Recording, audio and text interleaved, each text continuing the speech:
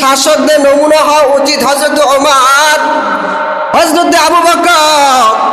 তারা যেভাবে রাষ্ট্র পরিচালনা করেছে, আমাদের দেশের রাষ্ট্রপ্রধানরাও যদি সেরকম ভাবে রাষ্ট্র পরিচালনা করে, ওই রাষ্ট্রটা সবচেয়ে শান্তির রাষ্ট্র বলে পরিগণিত হবে। ঠিক কিনা বলেন? রাষ্ট্র কি হবে? সবচেয়ে সুন্দর রাষ্ট্রে পরিণত হবে ইনশাআল্লাহ।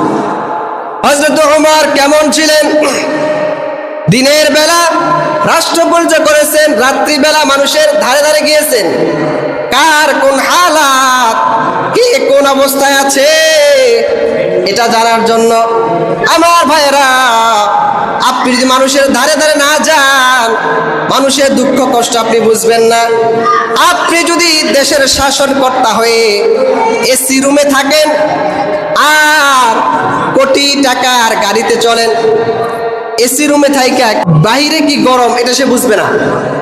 আবার যে কোটি টাকার গাড়িতে চলে, তার কাছে তো এই ভাঙ্গাচুর রাস্তাকে সবচেয়ে ভালো মনে হইব, কারণ সে কোটি টাকার গাড়ির মধ্যে আছে। আবার 30 আইটেম দিয়ে খাবার খায় যদি কয় দেশের মানুষ তো ভালোই আছে, আমি 30 আইটেম দিয়ে খাই, সবাই তো 30 আইটেম দিয়ে খায়। কিন্তু তাকে বুঝতে হবে, মানুষের ধারে ধারে যেতে হবে, মানুষের ভালো মন্দ বুঝার জন্য।